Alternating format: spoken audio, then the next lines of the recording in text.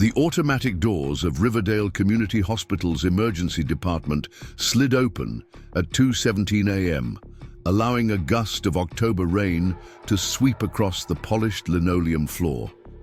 Dr. Sarah Mitchell glanced up from her patient chart, expecting to see another drunk college student or elderly patient with chest pain, the usual midnight arrivals in Greenfield. Instead, she saw a small boy, soaking wet, cradling what appeared to be a bundle of blankets against his chest. For a moment, no one moved. The night security guard looked as stunned as the triage nurse. Then Dr. Mitchell's training kicked in, and she was across the room in seconds. "I need help," the boy said, his voice surprisingly steady despite his shivering frame. "My sister won't stop crying, and then she stopped. I think she's really sick." As he shifted the bundle, Dr. Mitchell caught sight of a tiny face, pale and still, partially visible among the damp blankets. Her stomach dropped. "Trauma 2 now," she called, already reaching for the infant. "Before we jump back in, tell us where you're tuning in from. And if this story touches you, make sure you're subscribed, because tomorrow I've saved something extra special for you." Dr. Sarah Mitchell had worked the overnight shift in Riverdale Community Hospital's pediatric emergency department for 3 years. At 38, she had the experience to handle most situations that came through those automatic doors, from playground fractures to asthma attacks to the occasional rare diagnosis that would be discussed at next month's medical conference. Tonight had been quiet, unusually so for a Friday. She'd caught up on paperwork, checked on a toddler with croup, and was contemplating whether she had time for another cup of coffee when the boy arrived. He couldn't have been older than 7 or 8, with dark hair plastered to his forehead. From the rain, his oversized jacket hung from his thin shoulders, and his sneakers squished against the floor with each step. But it was his eyes that caught Sarah's attention, wide, alert, and far too serious for a child his age. "What's your name?" Sarah asked as she gently took the bundle from his arms. The infant was lighter than she expected, alarmingly so. "Noah," the boy replied. "Her name is Emma. She's my sister. She's 10 months old." Sarah was already unwrapping the damp blankets, revealing a severely underweight infant.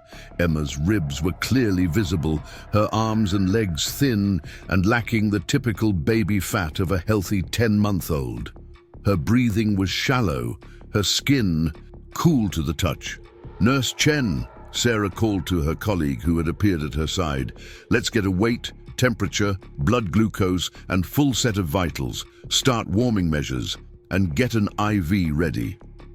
Amy Chen, an experienced ER nurse, with a calm efficiency that Sarah had always appreciated, nodded and immediately began to work. She spoke softly to the infant as she took measurements, though Emma remained unresponsive.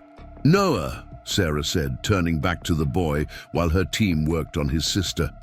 "Where are your parents?" A flash of something, fear perhaps, crossed his face before he composed himself. "They're not home. Dad works nights. Vanessa was supposed to watch us, but she left." Emma wouldn't stop crying. "Vanessa is your mom." Noah shook his head.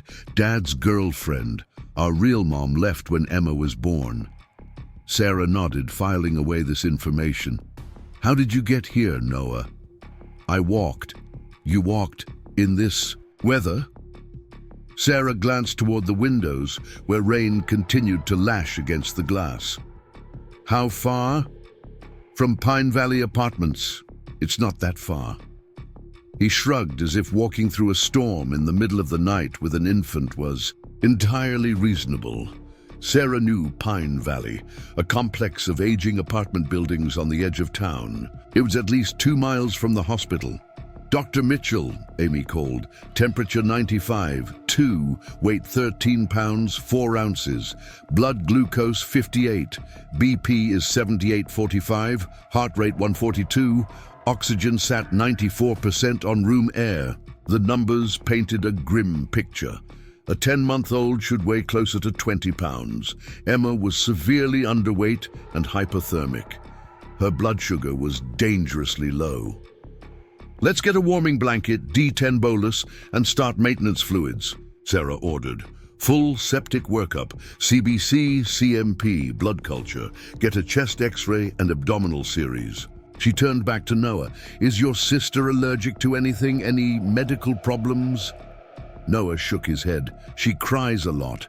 Dad says she's just fussy, but..." He trailed off, his eyes fixed on his sister. "But what, Noah?" Sarah prompted, gently. "She's always hungry," he whispered. "I try to feed her when they don't, but I can only get her cereal and applesauce. Dad says formula is too expensive now." Something cold settled in Sarah's stomach. She kept her expression neutral, but inside, her mind was connecting dots she wished weren't there. "Noah, when was the last time Emma ate?" He bit his lip, thinking. "Vanessa gave her some water around lunch yesterday. I gave her some of my cereal before bed, but she threw it up." "Water? Not formula or milk?" Sarah clarified, alarm bells ringing louder.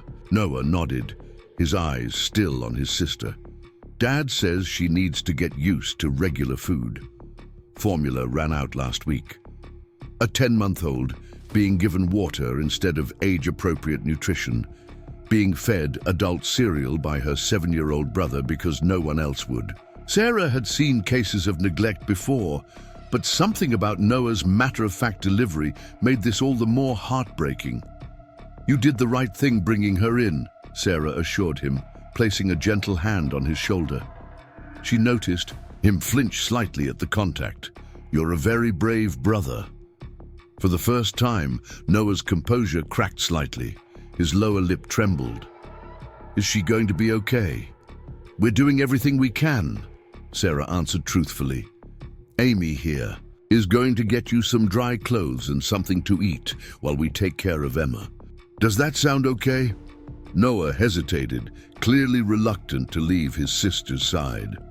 "You won't let anyone take her away? I promised Mom I'd watch out for her." The question held layers of meaning that Sarah couldn't fully unpack yet. "Emma will be right here in this room. You can see her from the nurse's station while you change, okay?" This seemed to satisfy him. Noah gave a small nod and allowed Amy to lead him to a chair just outside the trauma room, positioned where he could maintain visual contact with his sister. As Sarah returned her attention to the infant, Dr. Thomas Rivera, the attending physician, arrived. In his 50s, with salt and pepper hair and decades of experience, Thomas had been Sarah's mentor since she joined the staff at Riverdale. "What have we got?" he asked, immediately taking in the scene.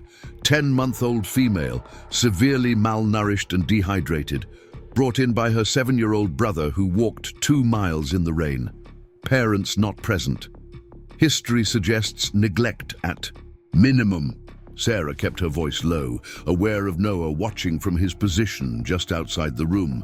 Thomas's expression darkened as he examined Emma. "Classic failure to thrive.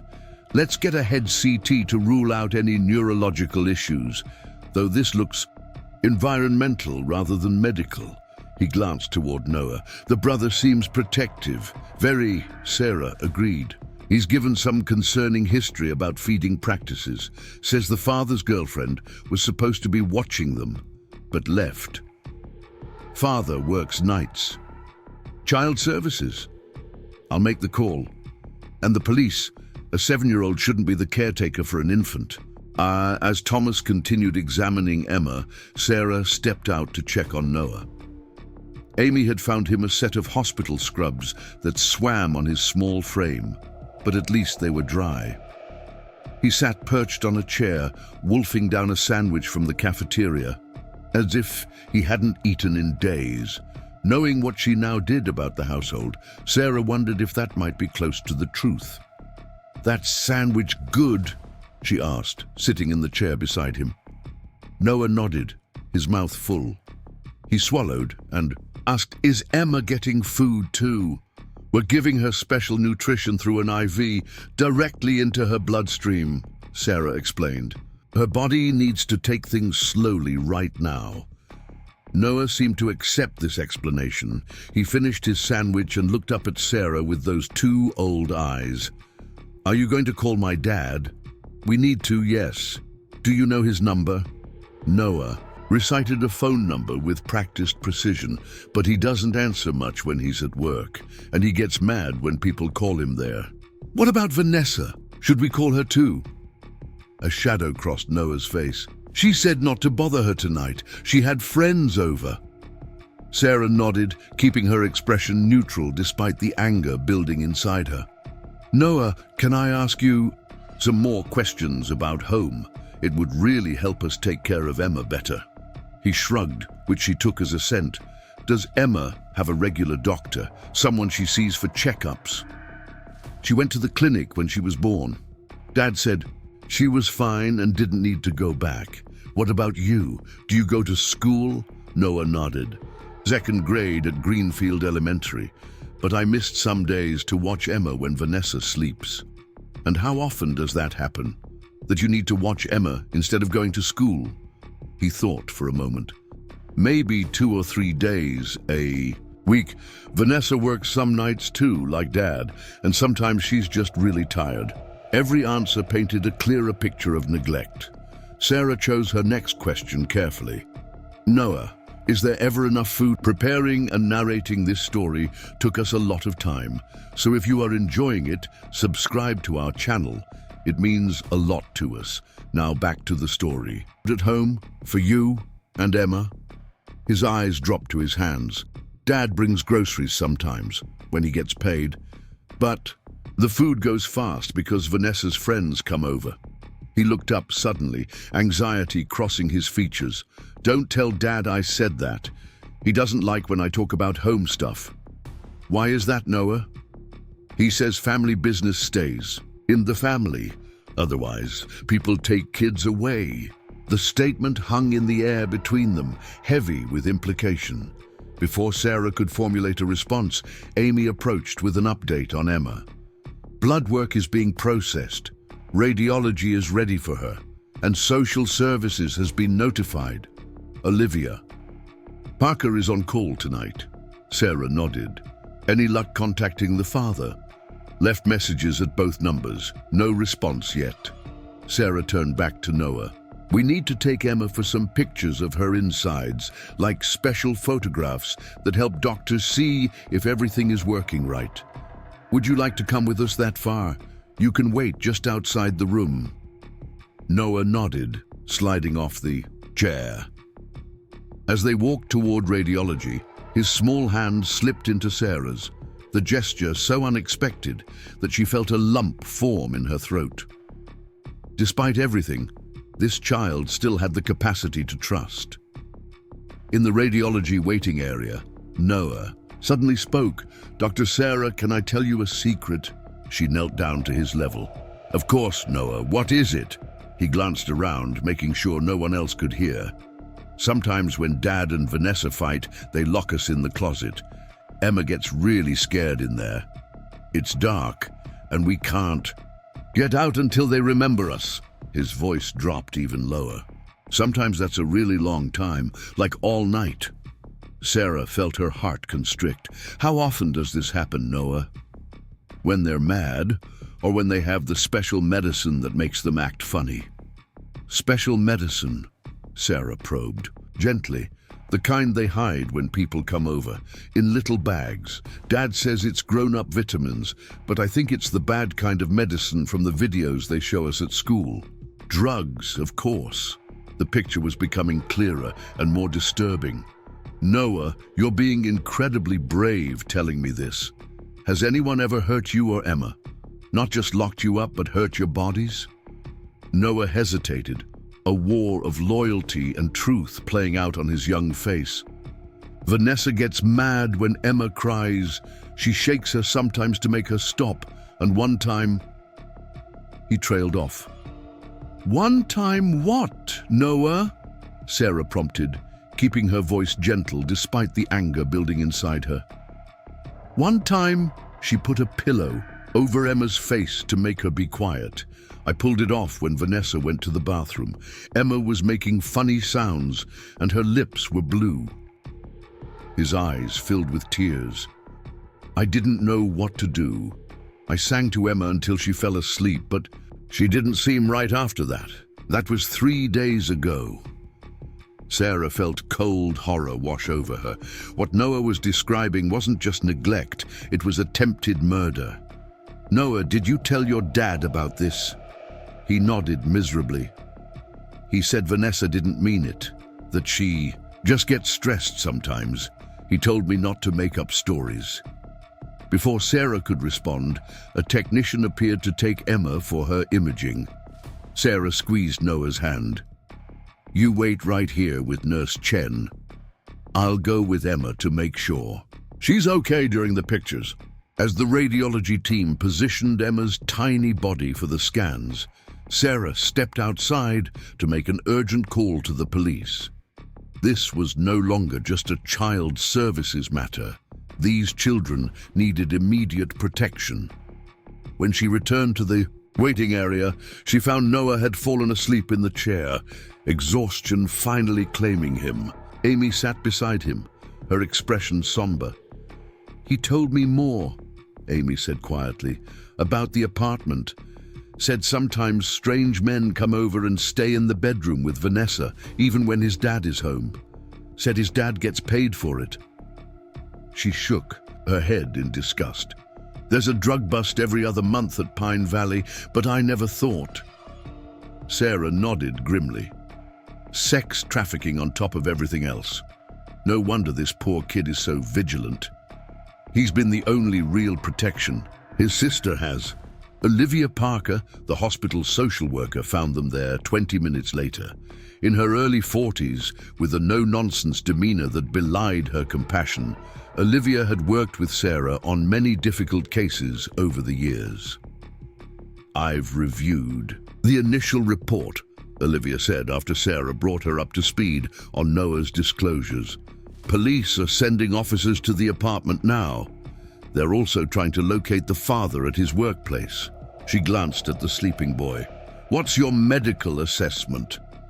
Emma has severe malnutrition, dehydration, likely failure to thrive. Possible hypoxic event within the past few days based on Noah's account of the suffocation attempt. We're running tests now, but this is clear neglect, possibly attempted homicide. Sarah ran a hand through her hair, the weight of the situation settling on her shoulders. Noah shows signs of emotional trauma, possibly physical abuse as well, though he's been more forthcoming about what's happened to his sister than to himself. Classic protective sibling, Olivia noted, taking on the caretaker role. Do we know where the biological mother is? Noah said she left when Emma was born. No further details.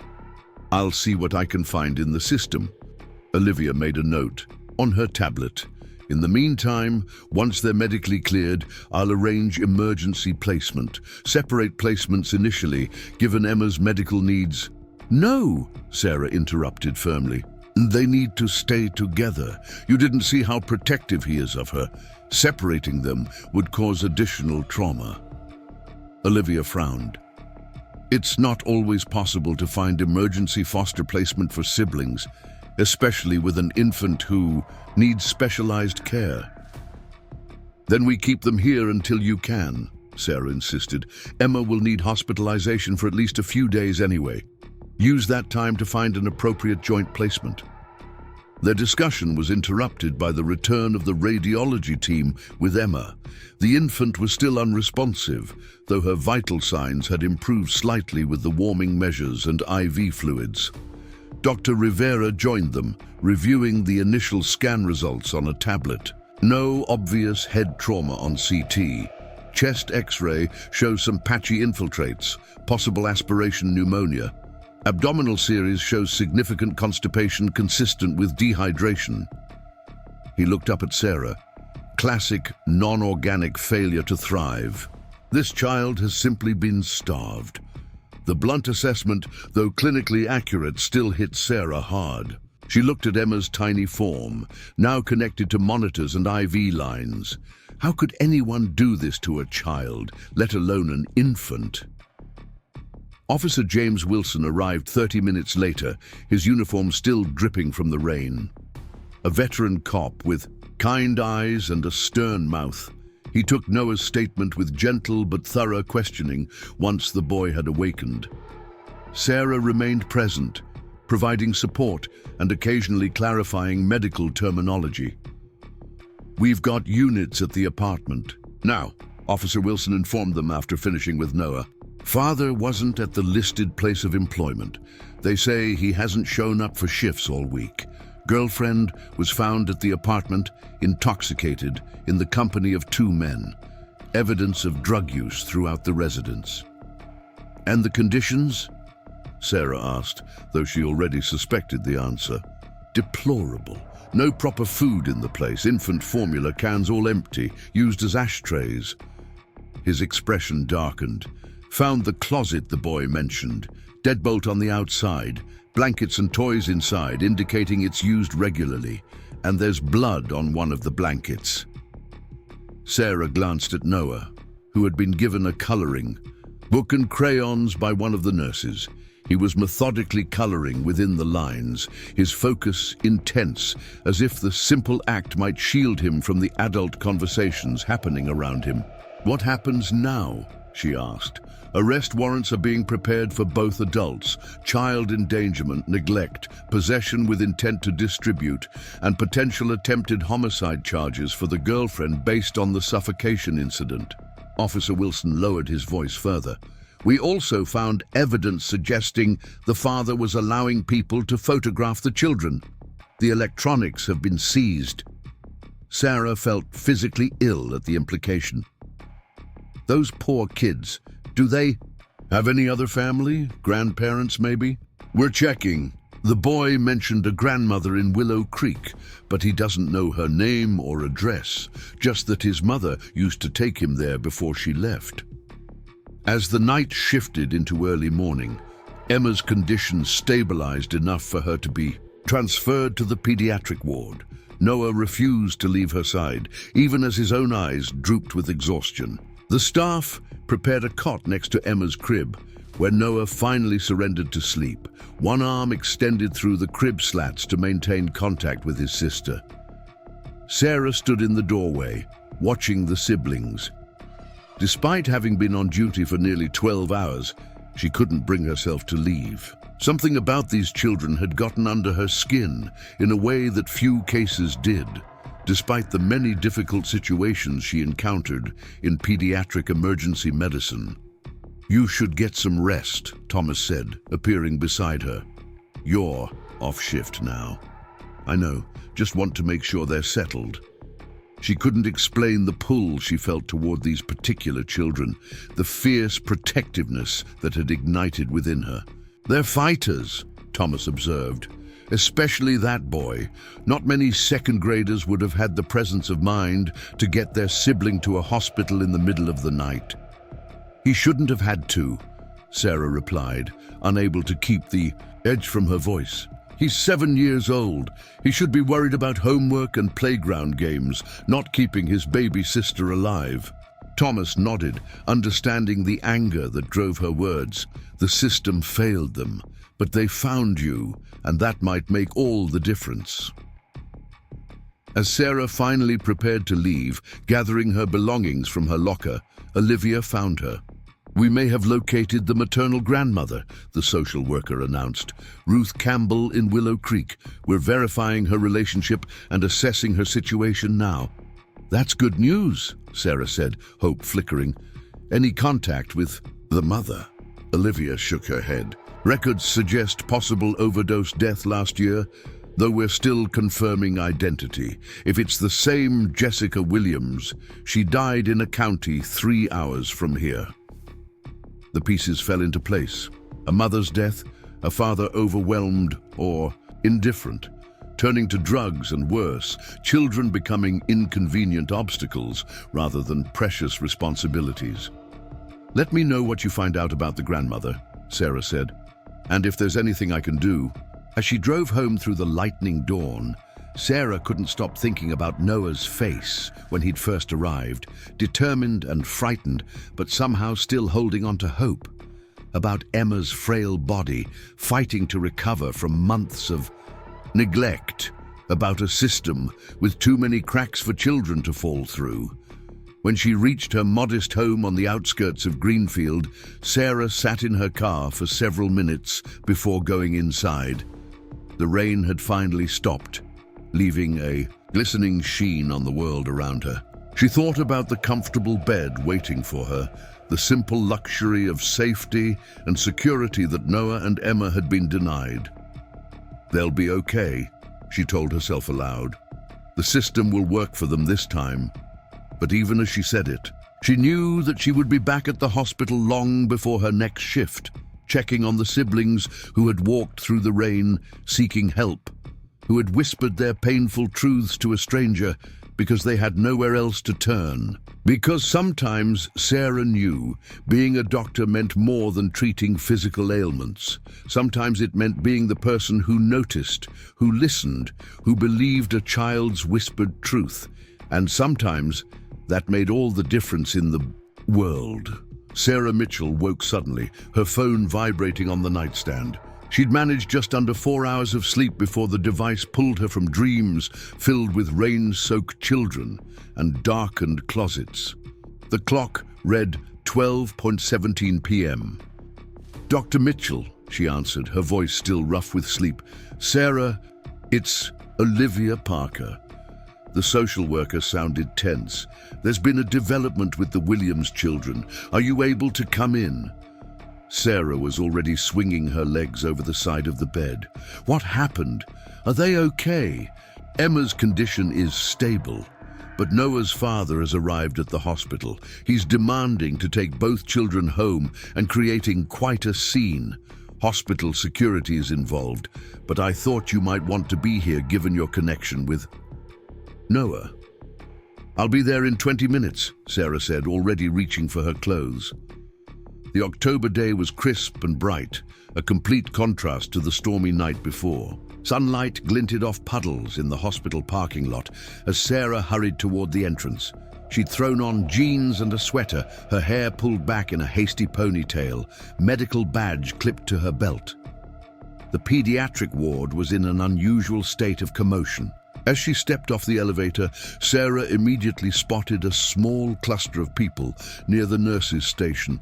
Hospital security, administrative staff, and a man whose aggressive posture marked him immediately as trouble. Michael Williams looked nothing like his son. Where Noah was slight and watchful, his father was broad-shouldered and loud, with a reddened face and agitated movements. His dark hair was cropped short, and he wore work boots and a jacket that smelled of cigarettes even from a distance. "This is ridiculous," Michael was saying as Sarah approached. "You can't keep my kids here. I have rights." Olivia Parker stood across from him, her clipboard held like a shield. "Mr. Williams, as I've explained, there are serious concerns about your children's welfare. Emma is severely malnourished, and Noah has reported concerning conditions at home. Child Protective Services has placed them in temporary protective custody while we investigate." "Noah exaggerates. He's always making up stories," Michael dismissed with a wave of his hand. "And Emma's just small for her age. Her mother was tiny too." Sarah stepped forward, making her presence known. "Mr. Williams, I'm Dr. Sarah Mitchell. I treated Emma when she arrived last night." Michael turned, his eyes narrowing. "Are you the one who's been filling my son's head with all this protective custody nonsense? He's 7. He doesn't understand what he's saying." Sarah maintained her professional demeanor despite the man's hostility. Emma was brought in with severe malnutrition and dehydration. She weighed just 13 pounds, barely more than a 3-month-old.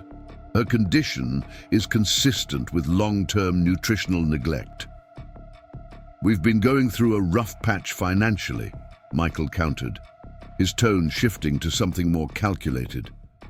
"I'm a single father doing my best. Instead of judging me, maybe you people could offer some assistance." Sarah had encountered this tactic before, the sudden pivot from aggression to victimhood. Our concern is the immediate welfare of your children. Noah reported that Emma hasn't had proper formula for over a week and that she's been given water instead of appropriate nutrition. So I missed a few days getting to the store, Michael shrugged. That doesn't make me an unfit parent. Kids are resilient. Emma was also hypothermic when she arrived, Sarah continued steadily, and Noah told us about being locked in a closet with her, sometimes overnight. A flash of something dangerous crossed Michael's face before he controlled his expression. That's absurd. Noah has an active imagination. The police found the closet, Mr. Williams, with the external deadbolt and bloodstains inside. Michael's facade cracked slightly. Look, sometimes the kids need a timeout, and the blood... Emma had a nosebleed once. It's not what you're thinking. Sarah's patience was wearing thin.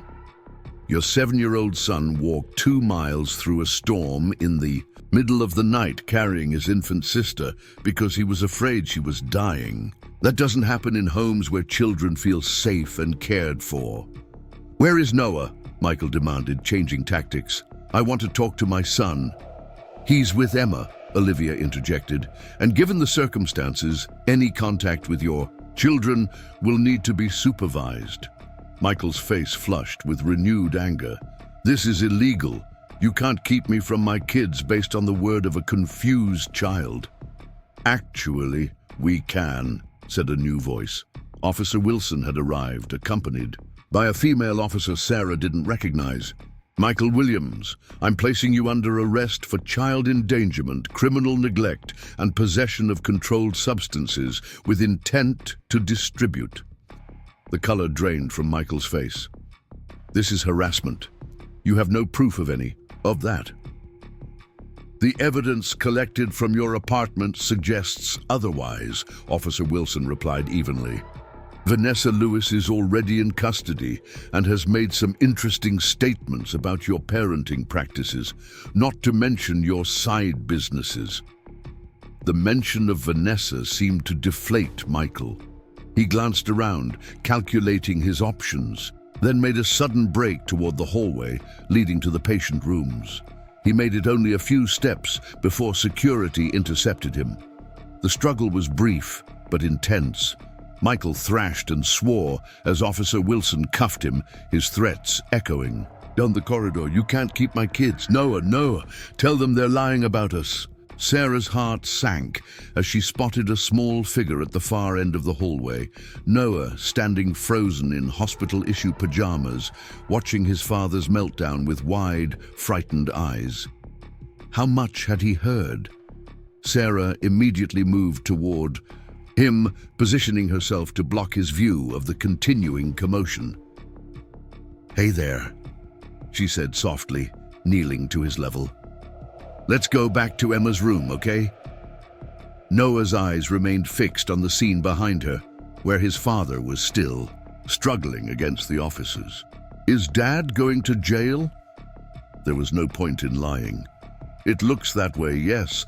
The police need to ask him some important questions about what's been happening at your home. Noah nodded slowly, as if this was somehow expected.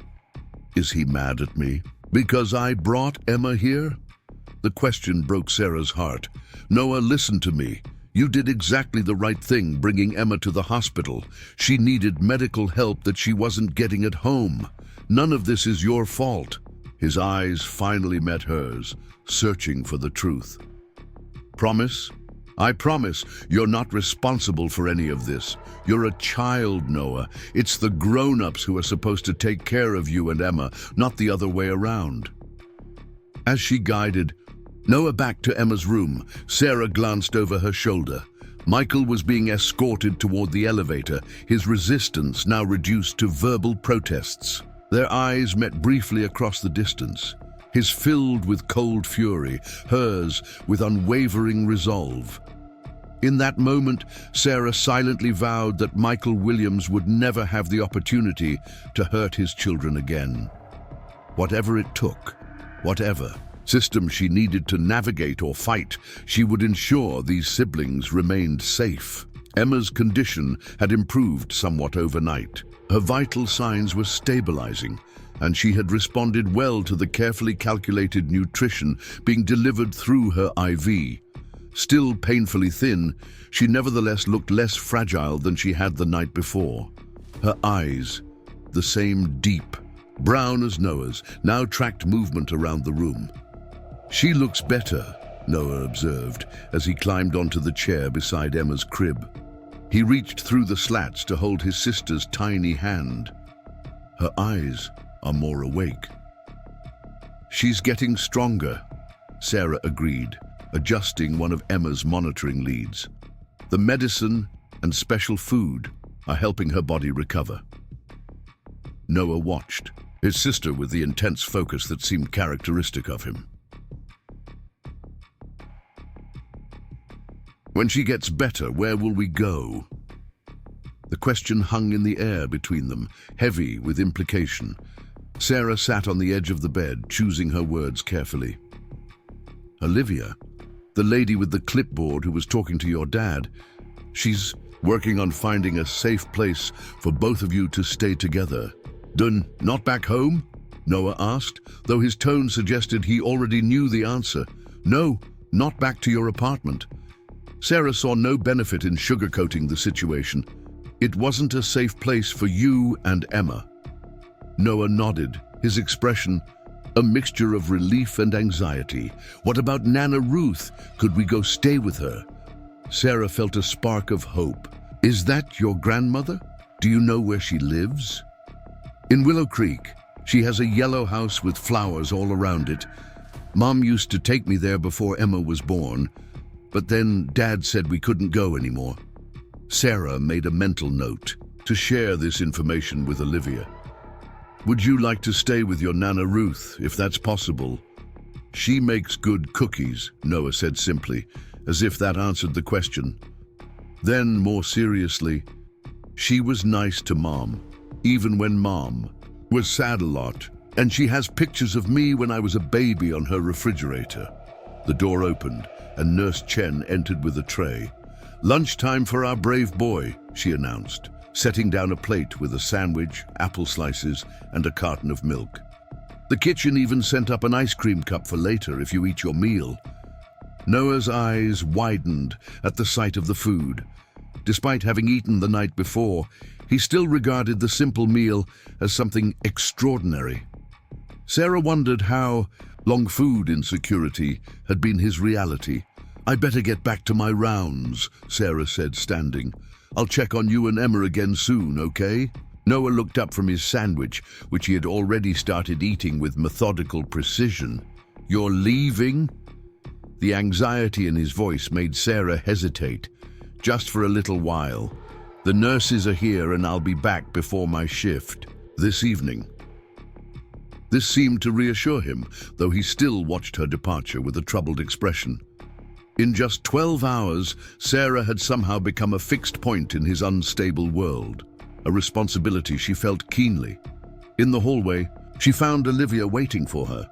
"How much did Noah see?" Sarah asked immediately. "Enough," Olivia sighed. "But children are remarkably resilient, especially when they're removed from danger. How did he seem to you?" "Concerned about the future, which is understandable. He mentioned his grandmother again, Ruth in Willow Creek. Says she has a yellow house with flowers and that his mother used to take him there before Emma was born." Olivia nodded, making notes on her tablet. "That's helpful. We've identified a Ruth Campbell who might be the maternal grandmother, but we've been unable to make contact so far. I have someone heading to Willow Creek this afternoon to follow up in person." "What about the mother? Any confirmation on her status?" "Jessica Williams died of an overdose 14 months ago in Clayton County. The timeline matches with what Noah told you about his mother leaving when Emma was born." Olivia's expression softened with sympathy. "It seems likely that she didn't actually abandon her children. She died when Emma was around 4 months old." Sarah absorbed this information with a growing sense of the tragedy that had unfolded for this family. A mother's death, a father turning to substances and neglect, children bearing the consequences of adult failures. What's the plan for Noah and Emma in the immediate term? Noah's worried about where they'll go. Emma will need to remain hospitalized for at least a few more days, Olivia explained. I'm working on finding a medical foster placement that can take both children once she's discharged. In the meantime, Noah can stay here. We've arranged for Child Life Services to spend time with him, and a child psychologist will be coming by this afternoon for an initial assessment. Sarah hesitated, then voiced the thought that had been forming since the previous night. What if I took Noah home with me while Emma completes her hospitalization? I'm certified as an emergency foster placement, though I haven't had a placement in over a year. Olivia looked surprised. That's a generous offer, Sarah, but you know the complications that could arise. You're his treating physician. I'm Emma's treating physician, Sarah corrected. Noah was not admitted as a patient, and it would only be for a few days until Emma is stable enough for discharge and a permanent joint placement can be found. Olivia considered this. I'd need to get approval from my supervisor. There would be paperwork, a current home check, all of which can be expedited, Sarah pointed out. Noah trusts me, which is significant given his history, and it would provide stability during a critical transition period. After further discussion, Olivia agreed to present the option to her supervisor. Sarah continued her rounds, her mind spinning with practicalities. Her spare bedroom would need fresh linens. She'd need to pick up appropriate food, perhaps some clothes and toys suitable for a 7-year-old boy. By late afternoon, Sarah had received preliminary approval to take Noah as an emergency placement. The paperwork was being processed, and a quick home inspection had been scheduled for early evening. If all went well, Noah could come home with her that night, with daily visits to the hospital to see Emma. When Sarah returned to the pediatric ward for her evening shift, she found Noah sitting with a young woman she recognized as one of the hospital's child life specialists. They were reading a book together, Noah pointing at something on the page with apparent interest. "Dr. Sarah," he called when he spotted her. "Miss Jen brought books and we're reading about dinosaurs. Did you know that some dinosaurs had feathers like birds?" The enthusiasm in his voice, so different from his serious demeanor the night before, made Sarah smile. "I did know that. Pretty cool, isn't it?" Noah nodded emphatically. "Miss Jen says birds are actually dinosaurs that survived. We're going to draw some dinosaurs with feathers after we finish the book." "That sounds like fun," Sarah said, pleased to see this glimpse of normal childlike excitement. "How's Emma doing?" "She drank some special milk from a bottle," Noah reported proudly. "The nurse said her tummy needs to get used to food again, so she can only have a little bit at a time." Sarah checked Emma's chart, noting with satisfaction that the infant had indeed tolerated a small amount of specialized formula. It was a promising sign for her recovery. "Noah," she said, sitting down beside him, "I wanted to talk to you about something important. Emma needs to stay in the hospital for a few more days until she's stronger. During that time, you'll need a safe place to stay." Noah's expression immediately sobered. "Can't I stay here with Emma?" "You can visit Emma every day," Sarah assured him, "but you need a proper place to sleep, with home-cooked food and a comfortable bed." She took a breath. "If you're okay with it, I've offered to have you stay at my house until Emma is ready to leave the hospital." Noah studied her face with that too-old scrutiny she was beginning to recognize. "Your house? Just me? Just you for now. But we would come visit Emma every day, and when she's strong enough to leave the hospital, the social workers will have found a place where you can both stay together." "What about Nana Ruth? Did they find her yet?" "They're looking for her today," Sarah explained. "If they find her and her home is safe for children, that might be where you and Emma go next." But until then, you need somewhere to stay. Noah contemplated this, his small face serious. Do you have any pets? The question was so unexpected and so perfectly childlike that Sarah nearly laughed. No pets right now.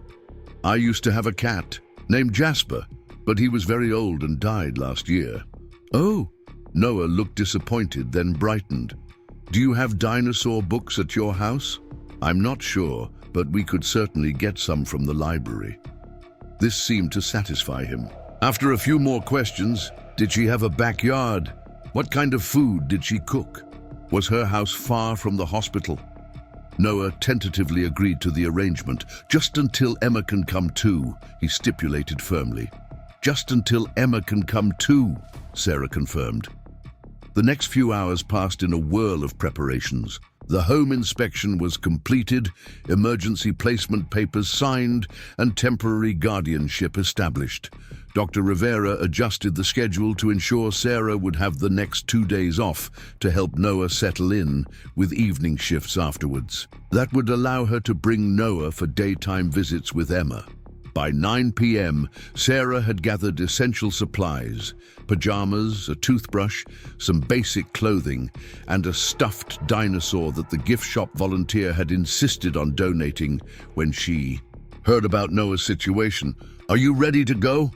Sarah asked, helping Noah into a jacket that hospital services had provided. His own clothes from the night before had been too soaked to salvage. Noah nodded, but his gaze remained fixed on Emma, who had fallen asleep after her latest feeding. What if she wakes up and gets scared because I'm not here?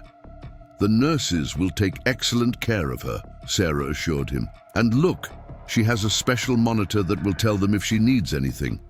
She pointed to the display above Emma's crib, showing her steady heartbeat and oxygen levels. Noah wasn't entirely convinced.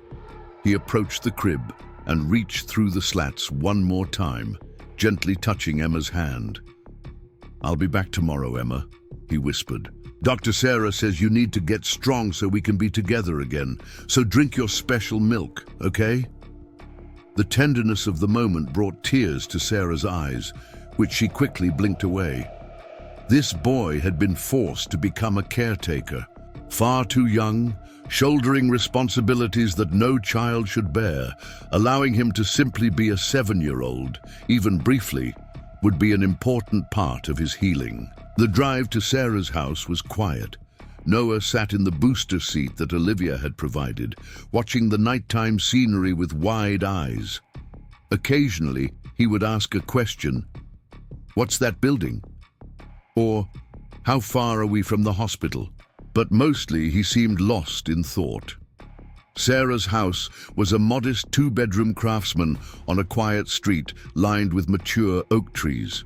Solar lights illuminated the stone pathway to the front door, and autumn flowers spilled from planters on the porch steps. This is it, Sarah said, pulling into the driveway. Home, sweet home. Noah peered through the car window with interest. It's pretty, he declared. Not like our apartment. Inside, Sarah gave him a quick tour. The living room with its comfortable couch and bookshelves, the kitchen with its breakfast nook, the bathroom with fluffy towels set out just for him, and finally, the guest bedroom that would be his temporary space. I wasn't sure what colors you like, Sarah explained as Noah examined the room, but I thought the blue blanket might be nice. The guest room had been hastily prepared, but with thoughtful touches. The blue comforter Sarah mentioned, a reading lamp on the bedside table, a small basket of books, and the stuffed dinosaur propped against the pillows. Noah approached the bed cautiously, as if unsure of his welcome in this clean, comfortable space. He touched the dinosaur with tentative fingers. Is this for me? It is, Sarah confirmed. His name is up to you. Noah considered this responsibility seriously. I think Rex, because Tyrannosaurus Rex is the most famous dinosaur. Rex is an excellent name, Sarah agreed. Are you hungry? I could make you a snack before bedtime. Noah nodded, suddenly looking exhausted now that the adrenaline of the day was wearing off.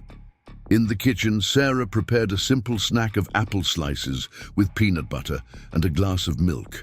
Noah ate methodically, his eyelids growing heavier with each bite. After he'd brushed his teeth and changed into the new pajamas, blue with dinosaur prints, another thoughtful selection from hospital services, Sarah helped him into bed.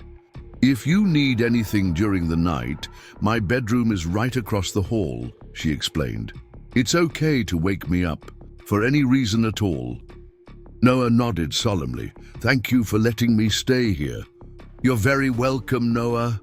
She was about to turn off the light when he spoke again. "Dr. Sarah, do you think Nana Ruth will remember me? It's been a long time since I saw her." The question carried all the vulnerability that Noah usually kept carefully hidden. Sarah sat on the edge of the bed. "Grandparents don't forget their grandchildren, Noah, even if it's been a while. And from what you've told me about her, the cookies, the pictures on the refrigerator, it sounds like she cares about you very much. I hope she'll like Emma too, even though she's never met her." "I'm sure she will," Sarah reassured him. "Emma is pretty easy to love." Noah's eyes were drifting closed, but he managed one more question. "Will you tell me tomorrow if they find Nana Ruth?"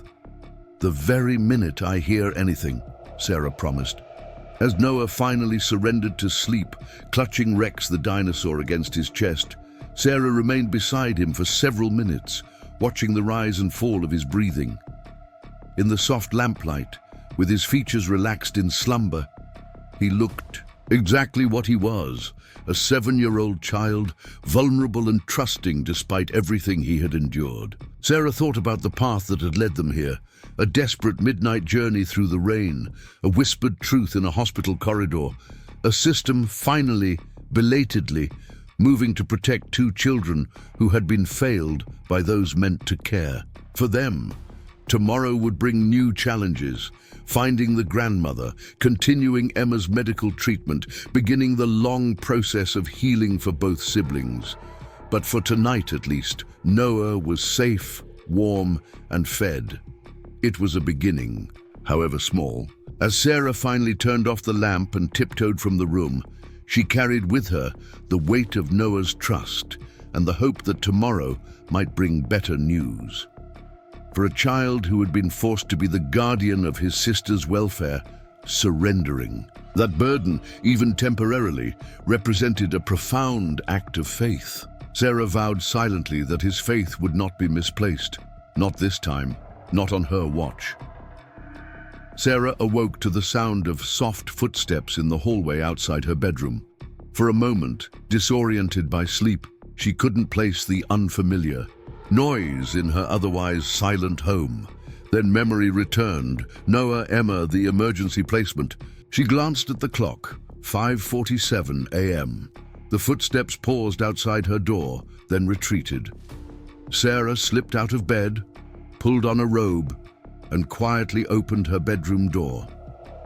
In the dim, pre-dawn light, she could make out Noah's small figure sitting, cross-legged on the floor by the living room window, staring out at the darkened street. "Noah," she called softly. "Everything okay?" He turned, unsurprised by her presence. "I didn't mean to wake you up." "You didn't," Sarah assured him, moving to sit beside him on the floor. "I'm an early riser too." "What are you doing up?" Noah returned his gaze to the window. "Checking." "Checking for what?"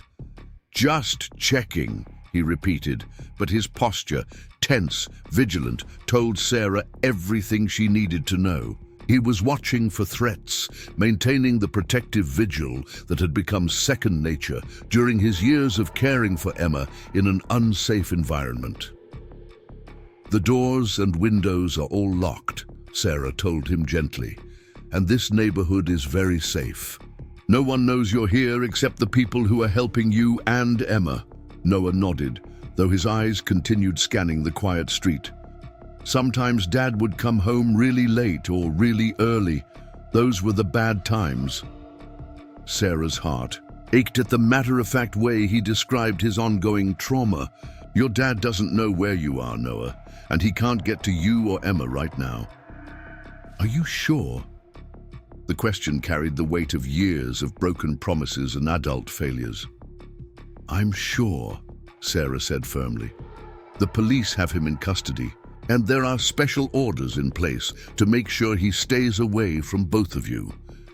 This seemed to comfort Noah somewhat. His shoulders relaxed marginally, though his gaze remained fixed on the street. Can we call the hospital to check on Emma, to make sure she's still okay? Sarah glanced at the clock again. The night shift nurses are still on duty.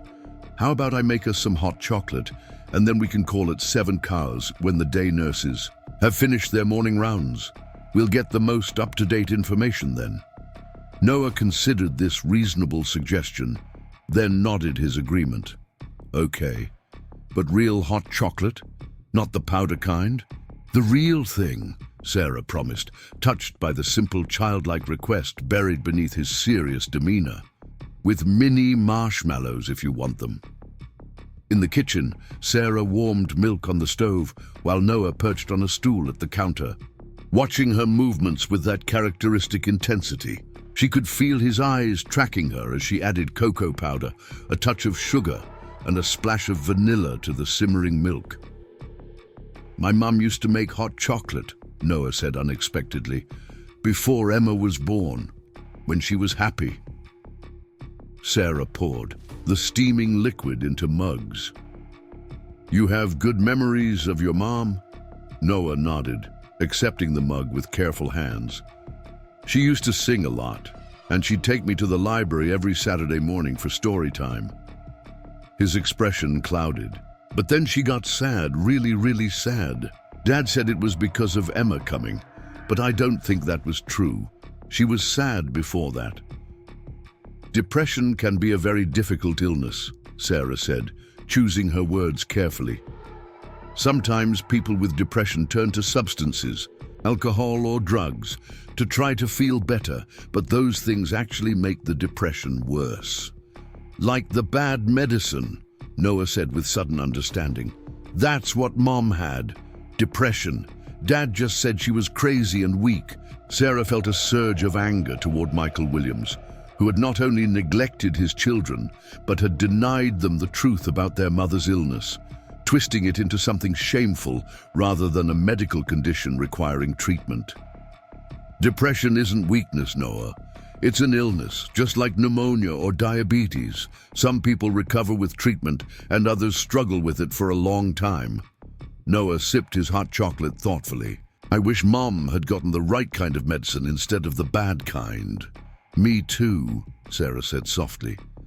They sat in companionable silence for a while, watching the sky gradually lighten outside the kitchen window. Noah's vigilance seemed to ease as daylight strengthened, as if darkness itself had been part of the threat he'd been monitoring. Can we make something for Emma? He asked suddenly. Like a picture or a card? So she knows we're thinking about her even though we're not. At the hospital yet? That's a wonderful idea, Sarah replied, already moving toward a drawer where she kept art supplies for her nieces and nephews' visits. I have construction paper, markers, crayons, even some stickers somewhere. Noah's face brightened at the array of materials Sarah produced. He selected a sheet of light blue construction paper. Emma likes blue, I think. She always looks at the sky when I hold her by the window. And began carefully drawing what appeared to be the outline of a house. Is that the apartment where you lived? Sarah asked. Noah shook his head emphatically. No, that's Nana Ruth's yellow house. I'm drawing it for Emma so she can see where we might go. Sarah watched as Noah added remarkable details for a 7-year-old artist. Flowers around the base of the house, a porch with a swing, even curtains in the windows. His focus was absolute, tongue caught between his teeth as he worked. You're very good at drawing, Sarah observed. Miss Prentice, that's my teacher, says I have a good eye for details, Noah replied without looking up. She lets me stay in during recess sometimes to finish my art projects when I'm actually at school. The qualifier, when I'm actually at school, spoke volumes about the inconsistency of Noah's education. Sarah made a mental note to discuss educational assessment with Olivia. Despite the neglect he'd experienced, Noah showed every sign of being an intelligent, creative child who would likely thrive with proper support. By 7 a.m., Noah had completed not only a detailed drawing of the yellow house, but also a carefully lettered message to Emma: "Get strong soon, so we can go to Nana Ruth's house together. Love, Noah." Sarah was impressed by his printing skills, which seemed advanced for his age, despite his spotty school attendance. As promised, Sarah called the pediatric ward, while Noah hovered anxiously beside her. "Riverdale Pediatrics, this is Nurse Chen," came the familiar voice. "Amy, it's Sarah Mitchell. I'm calling with Noah Williams to check on his sister Emma." "Dr. Mitchell, yes. Emma had a good night. She's taken 4 feedings of the specialized formula without any digestive issues. Her vital signs are stable, and she's much more responsive this morning. Dr. Rivera just examined her and is very pleased with her progress." Sarah relayed this information to Noah, whose face lit up with relief. "Can I talk to her, just so she can hear my voice?" Sarah relayed the request, and a moment later, Amy's voice returned. "I've got Emma here with me now, and I'm holding the phone near her. Go ahead, Noah." Noah leaned toward the phone. "Good morning, Emma. It's Noah. I'm staying at Dr. Sarah's house, and we're coming to see you really soon. I made you a picture of Nana Ruth's yellow house, where we might get to live. The nurses are taking good care of you, but you need to keep drinking your special milk so you can get strong, okay? I miss you, and I'll see you soon." After ending the call, Noah seemed notably more relaxed.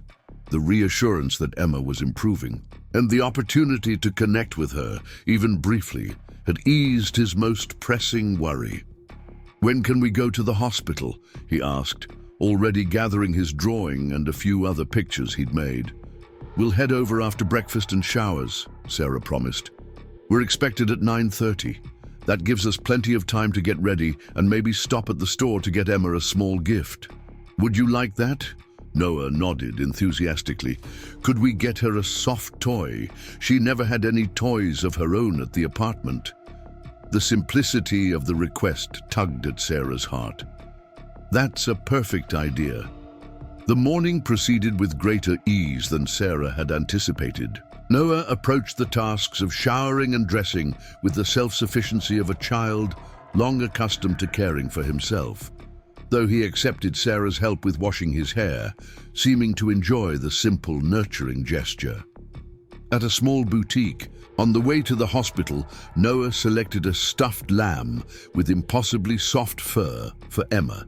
He carried it carefully in the store's gift bag, explaining to Sarah that Emma should be the one to open it, even though she was too little to actually unwrap presents. When they arrived at the pediatric ward, they found not only Emma looking markedly improved, but also an unexpected visitor seated beside her crib. Olivia Parker looked up as they entered, her expression both relieved and concerned. "Good morning," she greeted them. "I was hoping to catch you here. We have some developments regarding Noah and Emma's placement." Noah immediately tensed, clutching the gift bag tightly. "What kind of developments? Bad ones?" Olivia smiled reassuringly. "Actually, potentially very good ones. Based on the information you provided about your grandmother, we've been able to locate a Ruth Campbell in Willow Creek, who may indeed be your maternal grandmother." Hope flickered across Noah's face. "You found Nana Ruth? For real?" "We've located someone who matches the description," Olivia clarified. "We've made initial contact by phone, and she's very eager to speak with us further. She confirmed having a daughter named Jessica who had a son named Noah, and says she's been searching for her grandchildren since her daughter's death last year." Noah practically vibrated with excitement. That's her. That's Nana Ruth. Is she coming here? Can we go see her? She's driving in from Willow Creek this afternoon, Olivia explained. I wanted to prepare you for the meeting and make sure you're comfortable with it. It's been quite some time since you've seen her, and a lot has happened. I remember her, Noah insisted. She has silver in her hair, like in the movies, and she makes the best cookies, and she has a porch swing at the Yellow House. And she used to read me stories with all the different voices for each character. The specific memories seemed to confirm that this was indeed the right Ruth Campbell. Olivia nodded, making notes on her tablet. That all matches with what Ms. Campbell shared with us. She's bringing photographs and documentation to confirm her relationship to you and Emma. Indeed. While Noah practically bubbled with questions about his grandmother's imminent arrival, Sarah took the opportunity to check Emma's chart. The infant was indeed showing remarkable improvement. Her vital signs had stabilized. Her hydration levels were normalizing, and she had gained 6 ounces since admission, a promising sign that her body was beginning to absorb nutrition properly. Most striking was the change in Emma's demeanor. Though still painfully thin, she was notably more alert, her eyes tracking movement around the room and focusing on faces with growing interest. When Noah approached her crib, her expression brightened, visibly, and she made a soft cooing sound that brought tears to his eyes.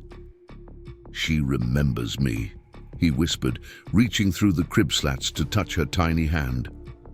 Hi, Emma. I brought you something. With ceremonial care, Noah removed the stuffed lamb from its gift bag and presented it to his sister. Emma immediately reached for the soft toy, clutching it with surprising strength for a child who had been so weak just days earlier. She likes it, Noah declared with satisfaction. See how she's holding it? She definitely does, Sarah agreed, touched by the interaction between the siblings. Despite everything they had endured, their bond remained unshakable. As Noah continued his one-sided conversation with Emma, updating her on his stay at Sarah's house and the exciting news about Nana Ruth, Sarah drew Olivia aside for a more detailed discussion of the developments. How reliable is this potential placement? She asked quietly. Noah's already so excited, and I'd hate for him to face another disappointment. The preliminary verification looks very promising, Olivia replied. Ruth Campbell is a retired elementary school teacher with a clean background check. She owns her home outright, a yellow Victorian in Willow Creek, just as Noah described. And she's been filing reports with various agencies trying to locate the children since Jessica's death 14 months ago. Geek! What happened? Why wasn't she able to find them? Olivia's expression darkened. According to Ms. Campbell, Michael Williams cut off all contact after Jessica's funeral. He changed his phone number, moved apartments multiple times, and even threatened legal action if she persisted in trying to contact the children. He apparently told the children that their grandmother had moved away and didn't want them. Sarah felt a surge of anger toward Michael Williams, whose cruelty seemed to extend in all directions. So he deliberately kept these children from the one family member who actually wanted them and could have provided proper care. It appears so, Olivia confirmed. Ms. Campbell hired a private investigator at one point, but Williams was surprisingly adept at covering his tracks. She finally filed for grandparent visitation rights through the court system, but the process was moving slowly due to Williams's evasive tactics. Sarah glanced at Noah, who was now showing Emma his drawing of the yellow house, explaining each feature with enthusiastic detail. What happens now? If Ruth Campbell checks out, what's the process for placing the children with her? We'll conduct an in-person interview and home study, of course, Olivia explained. But given the circumstances, the clear familial relationship, Her ongoing efforts to find the children and Noah's positive recollections, we can expedite the process. If all goes well, we could be looking at emergency kinship placement within days, rather than the weeks or months typically required for foster placement with non-relatives. This was the best possible news. Sarah had been prepared to keep Noah for as long as necessary, even considering the possibility of becoming a long-term foster parent to both children if no suitable family placement emerged. But being reunited with their grandmother, returning to a home where Noah had clearly felt safe and loved, represented an outcome far better than she had dared to hope. "Does Ruth know about Emma's condition?" Sarah asked. "About what these children have endured?" Olivia nodded grimly. "I provided a general overview, though not all the details. She was devastated, but not surprised. She had concerns about Williams's parenting even before Jessica's death and had witnessed some controlling behaviors toward her daughter. That's part of why she fought so hard to maintain contact with the children." Their conversation was interrupted by a nurse entering with Emma's mid-morning feeding. Noah immediately volunteered to help, demonstrating to the surprised nurse his technique for holding the bottle just right so Emma doesn't get too much air. "You're quite the expert," the nurse observed, allowing Noah to assist under her supervision. "I've been feeding her since she was really little," Noah explained matter-of-factly. "Dad and Vanessa didn't like doing it because she was slow and sometimes spit up on their clothes." The casual reference to such profound neglect never failed to affect Sarah. That Noah had been forced to become Emma's primary caretaker at such a young age was both heartbreaking and infuriating. Yet watching him tend to his sister with such gentle competence, she couldn't help but admire the resilience that had allowed him to develop such compassion amid such dysfunction. After Emma's feeding, Olivia departed to make further arrangements for Ruth Campbell's visit that afternoon. Sarah and Noah remained at the hospital, where Noah divided his attention between playing simple games with his increasingly responsive sister and peppering Sarah with questions about what would happen next. "If Nana Ruth takes us to live with her, will Emma have her own room? She never had one before." "I'm sure your grandmother will have a special place prepared for Emma," Sarah assured him. "Will I still have to take care of her all the time?" "I don't mind," he added quickly, "but sometimes at night I get really tired and it's hard to wake up when she cries." The question revealed both Noah's deep concern for his sister and the inappropriate burden he had carried for so long. "Your grandmother will be Emma's primary caretaker," Sarah explained gently. "That's the grown-up's job. You'll be her brother, which means you can help sometimes and play with her, but you won't have to be responsible for her care anymore." Noah absorbed this with a thoughtful expression. "So I could just be a regular kid and go to school every day and stuff?" "Exactly," Sarah confirmed, her heart breaking a little at his wonder at such a basic right. "What about Nana Ruth? Is she strong enough to take care of a baby? She's older than Dad, I think." "Many grandparents raise their grandchildren very successfully," Sarah assured him. "And if your Nana Ruth was an elementary school teacher, as Olivia mentioned, she has lots of experience caring for children. Plus, Emma will have regular checkups with doctors to make sure she's continuing to grow stronger." This seemed to satisfy Noah, though he continued to ponder the potential changes ahead. "Will we still see you sometimes, after we go to live with Nana Ruth?" The question caught Sarah by surprise. Though she had grown attached to both children in the short time she'd known them, she hadn't expected Noah to feel the same way about her. "If your grandmother agrees, I'd love to stay in touch and see how you and Emma are doing," she told him sincerely. "I've enjoyed getting to know you very much." Noah nodded, seemingly satisfied with this answer. "Good, because you're the one who believed me about Emma being sick and you make good pancakes." Sarah laughed at the simple, earnest compliment. High praise indeed. As lunchtime approached, Noah grew increasingly anxious about the upcoming meeting with his grandmother. What if she doesn't remember me? He worried, his usual confidence wavering. It's been a really long time. From what Olivia told us, your grandmother has been searching for you since your mom died, Sarah reminded him. That suggests she remembers you very well and cares about you very much. But what if she doesn't like who I am now? I'm a lot older than when she last saw me. Sarah recognized the deeper fear beneath the question, that somehow the neglect and hardship he had endured had rendered him less lovable, less worthy of his grandmother's affection. Noah, listen to me, she said, kneeling to his eye level. Your grandmother is going to love exactly who you are now, and she's going to be so proud of how brave and caring you've been, especially with Emma. The fact that you've grown and changed doesn't make you any less her grandson. Noah considered this, his serious eyes searching Sarah's face for reassurance. Promise? I promise, Sarah said firmly. Some people's love is constant, no matter what.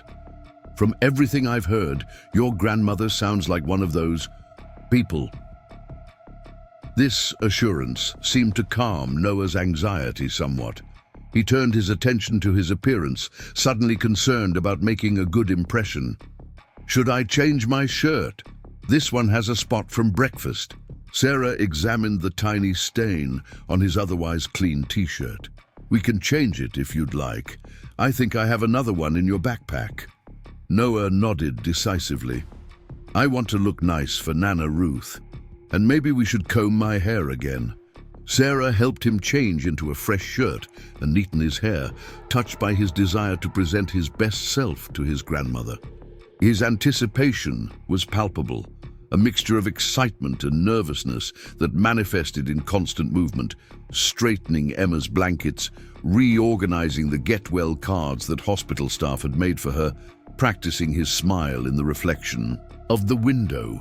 Just after 1 o'clock, Olivia returned to the pediatric ward, her expression notably positive. Ruth Campbell is here, she announced.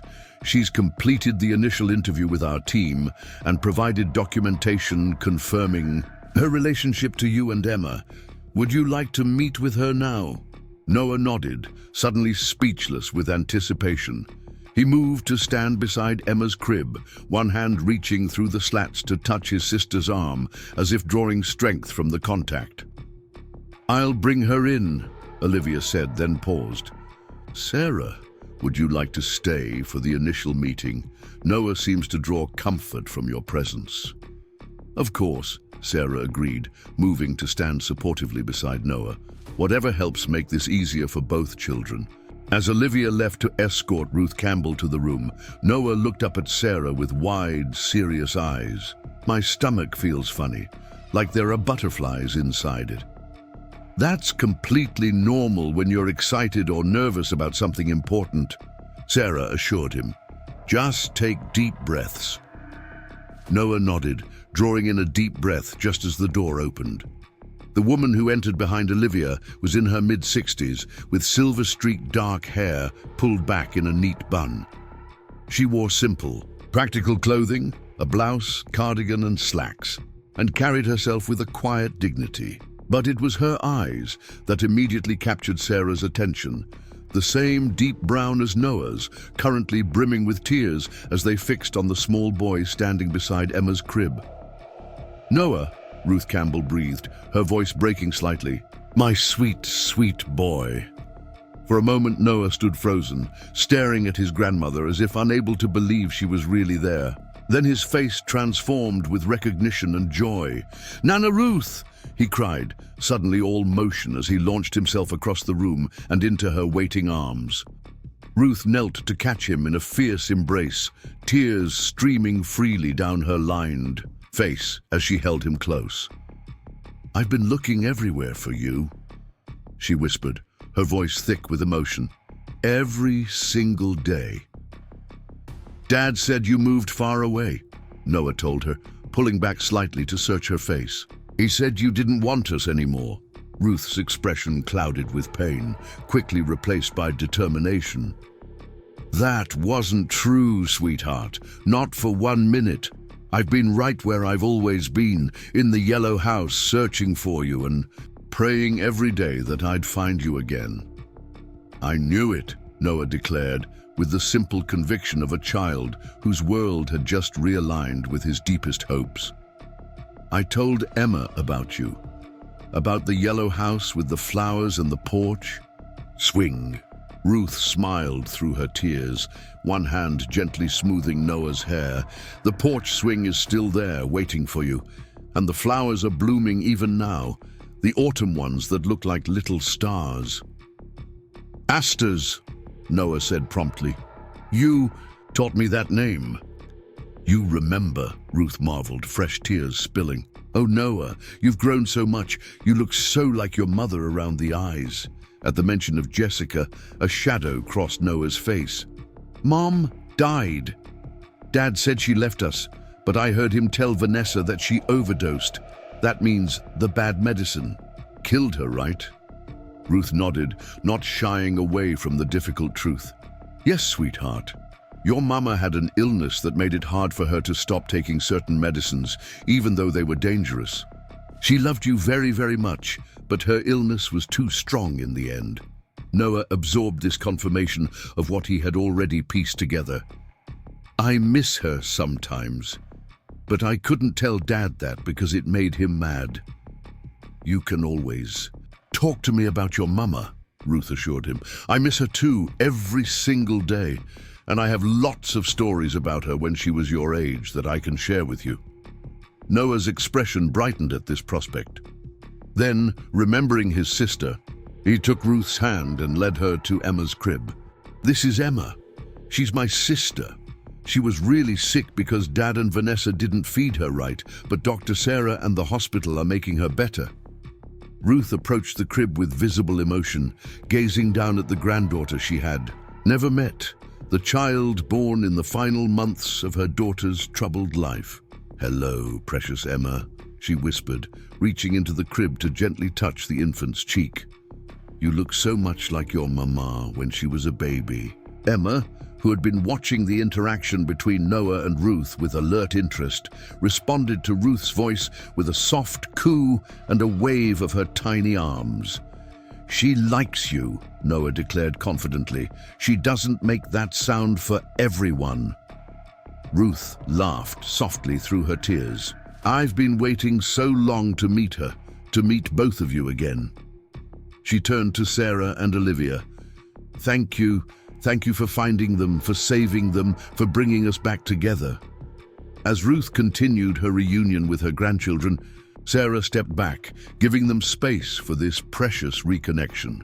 Watching Noah blossom in his grandmother's presence, the way he gestured animatedly as he told her about Rex the dinosaur and Dr. Sarah's pancakes, the way his usual vigilance eased in the safety of her familiar love, she felt a profound sense of rightness. This was healing in its most fundamental form.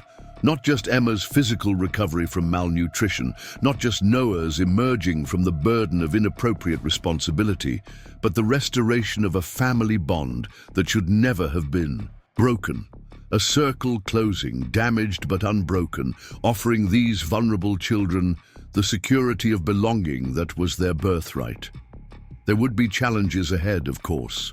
Emma's ongoing medical needs, Noah's need for educational assessment and trauma-informed therapy, the legal processes to secure permanent custody.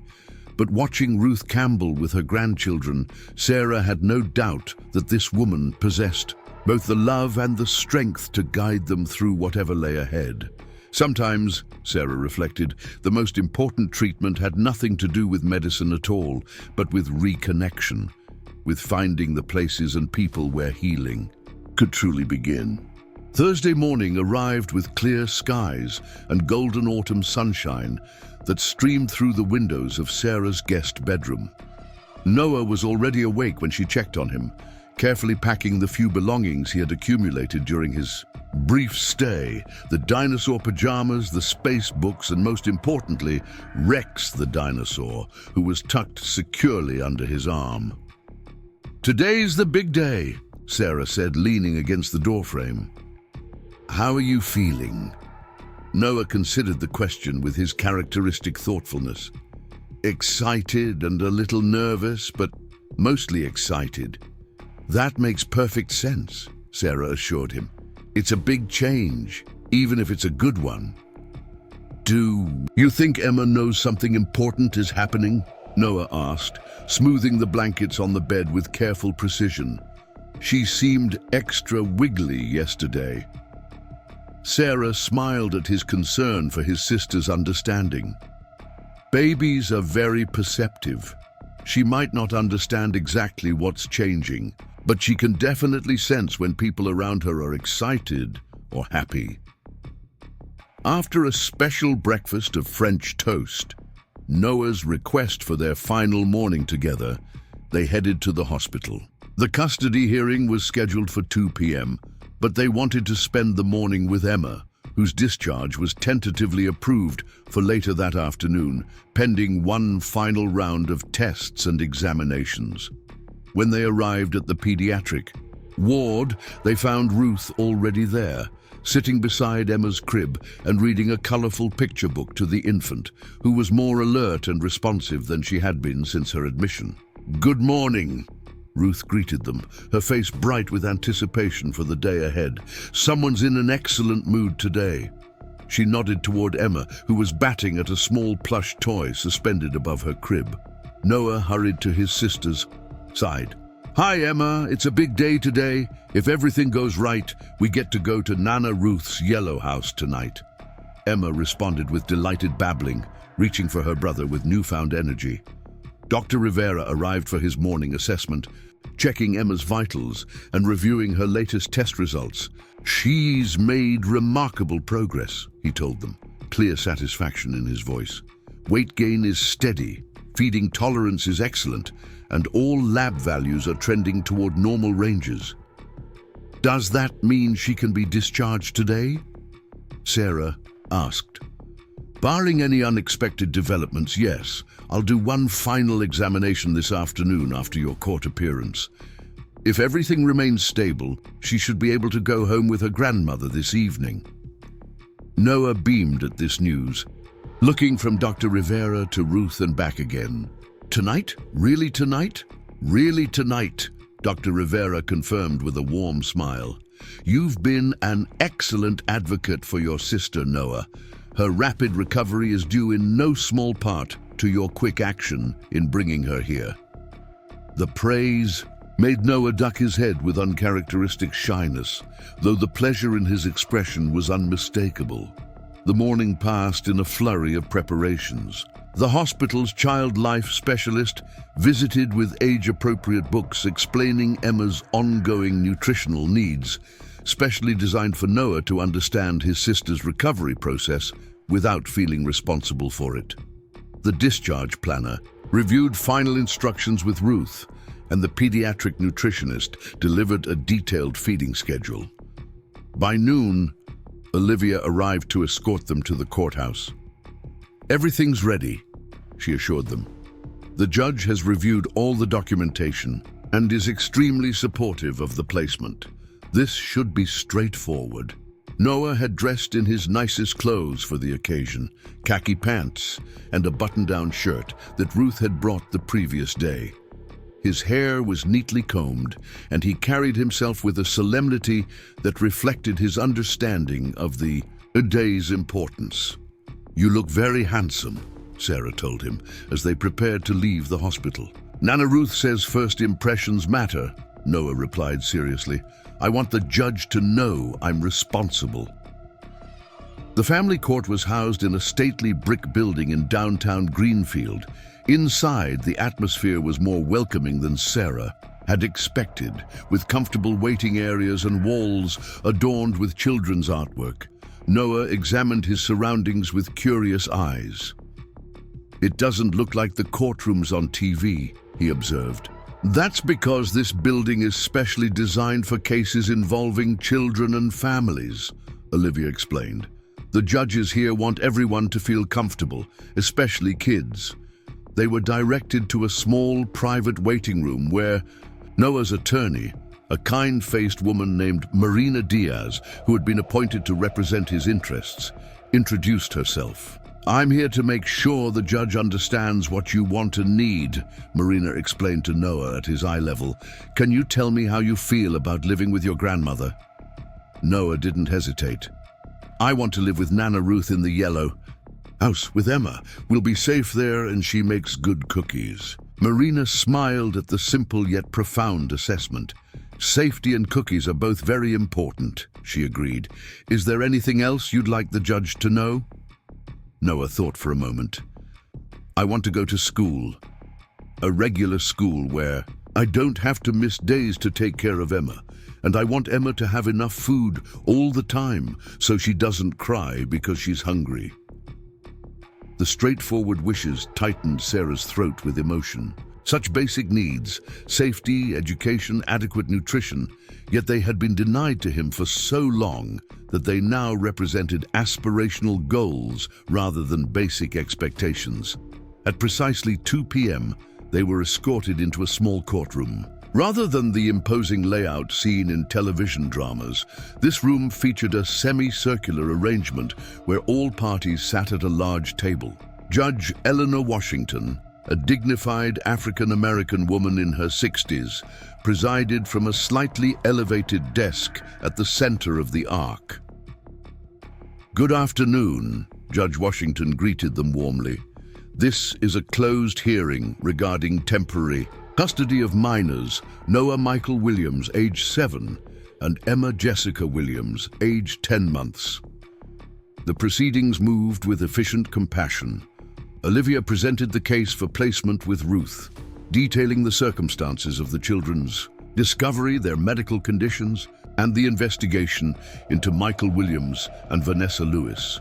Dr. Rivera had provided a comprehensive medical report documenting Emma's malnutrition and neglect, which the judge reviewed with a deepening frown. "The medical evidence alone is disturbing," Judge Washington noted, "but the living conditions described in the police report are equally concerning. These children have clearly suffered significant neglect." Ruth was invited to speak next. With quiet dignity, she explained her 14-month search for her grandchildren after her daughter's death, the obstacles Michael Williams had placed in her path, and her commitment to providing a stable, loving home for both children. "Jessica's addiction took her from us," Ruth said, emotion thick in her voice. "But I'm determined not to lose her children as well. They are my heart, Your Honor, and I will devote the rest of my life to giving them the security, love, and opportunities they deserve." Marina Diaz presented Noah's wishes directly. "My client has expressed a strong desire to live with his grandmother. He is particularly concerned about remaining with his sister Emma and having access to consistent education." Judge Washington turned her attention to Noah, her stern judicial demeanor softening. "Noah, I understand you've been through a very difficult time.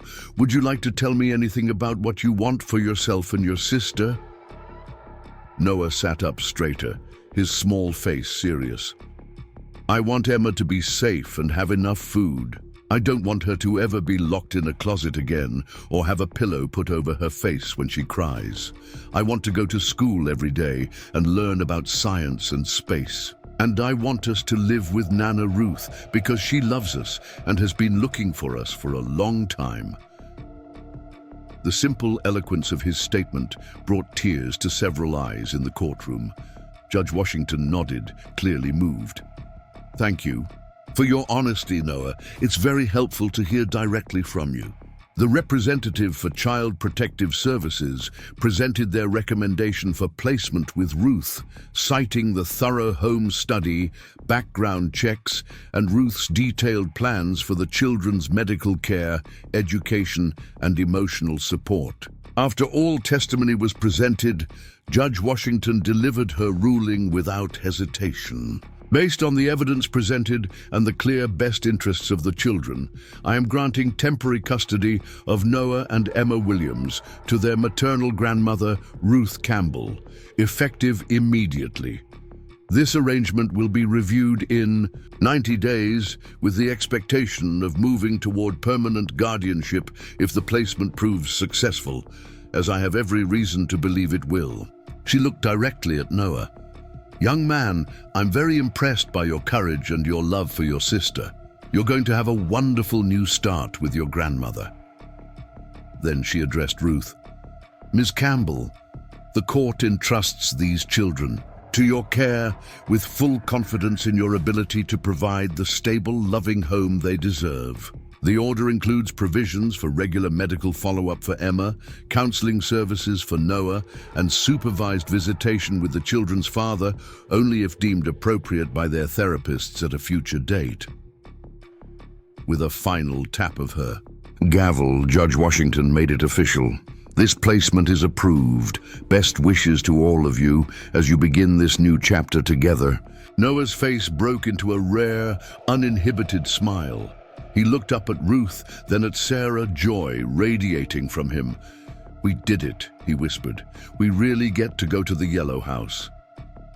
Outside the courtroom, the reality of the judge's decision seemed to fully register with Noah. He threw his arms around Ruth in an impulsive hug. When can we get Emma and go home? Right now, Ruth told him, returning his embrace. Dr. Rivera is expecting us back at the hospital for Emma's final checkup and discharge. The return to Riverdale Community Hospital carried a vastly different energy than the desperate midnight arrival just 6 days earlier. Noah practically bounced with excitement as they made their way to the pediatric ward, holding both Sarah's and Ruth's hands. Emma's final examination confirmed her readiness for discharge. Dr. Rivera provided Ruth with prescriptions for specialized formula and supplements, along with detailed instructions for follow-up care. She'll need weekly weight checks initially, he explained, and monthly visits with the developmental specialist to monitor her progress and address any potential delays early. Ruth nodded, committed to following every recommendation. I've already arranged for her first appointment with the pediatrician in Willow Creek for Monday morning. They've received all her records and are prepared for her specialized needs. While the discharge paperwork was being finalized, Noah sat by Emma's crib, explaining the imminent changes to his sister. We're going to Nana Ruth's Yellow House. Today, he told her solemnly. It has flowers all around it, and you have your very own room with green and yellow walls. But don't worry, there's a special door between our rooms so I can check on you if you need me. Emma responded with happy babbling, reaching for Noah's face with growing coordination. The transformation in the infant over less than a week was remarkable. From the barely responsive, severely malnourished baby Noah had carried through the rain to this increasingly alert, engaged child beginning to show the first signs of a distinct personality. Finally, the moment arrived. A nurse brought a wheelchair for Ruth, hospital policy for infant discharges. Emma was securely fastened into a new car seat, a gift from the hospital staff who had grown attached to the resilient siblings, and placed in Ruth's lap. Noah stood beside them, his hand resting protectively on the car seat as they prepared to leave. He looked up at Sarah, suddenly hesitant. You're still coming with us, right? To help us get settled at the Yellow House. Absolutely, Sarah assured him. I'll follow right behind your grandmother's car.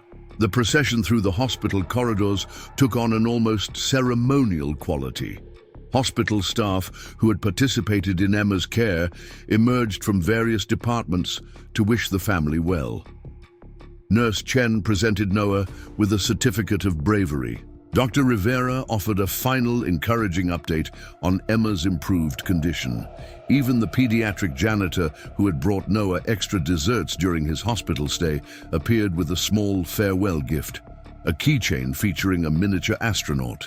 At the hospital entrance, Olivia waited with final paperwork and a small care package from Child Protective Services, gift cards for children's clothing stores, information about support groups for kinship caregivers, and a teddy bear for Emma. I'll check in with you next week at your home in Willow Creek, Olivia told Ruth.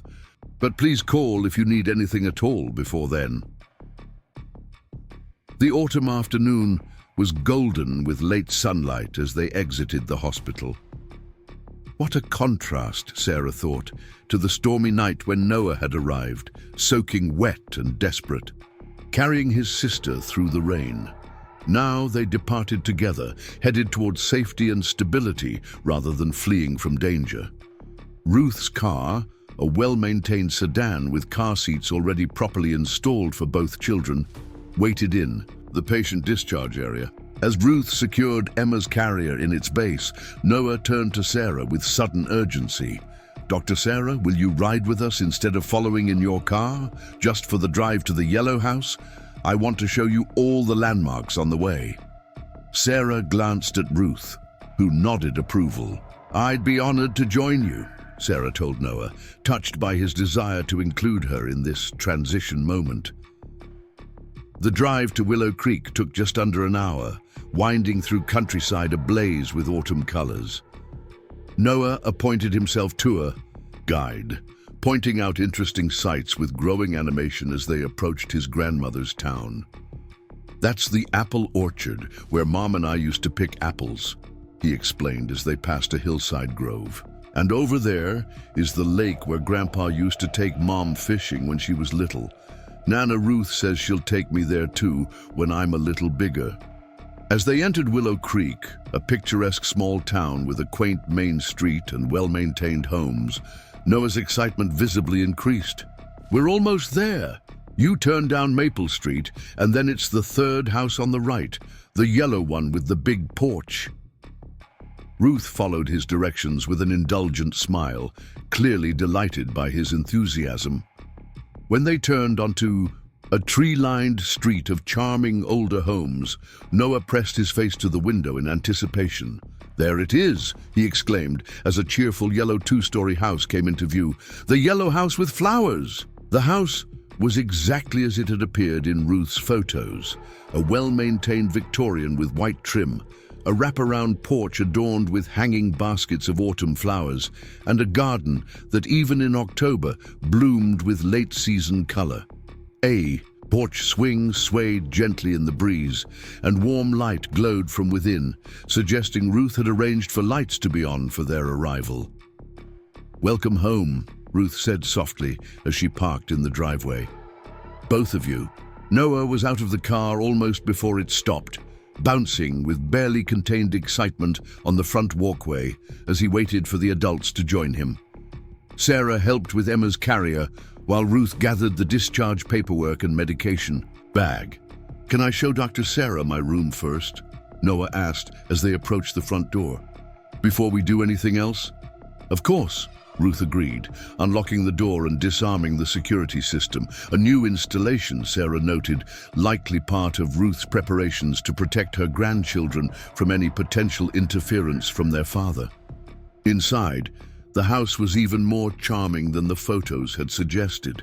Warm wood floors, comfortable furniture arranged for conversation rather than around a television, and bookshelves filled with well-loved volumes created an atmosphere of cozy welcome. Family photographs adorned the walls, including several of Noah as a toddler and baby Jessica at various ages. Noah took Sarah's hand, tugging her toward the stairs. "Come see my room.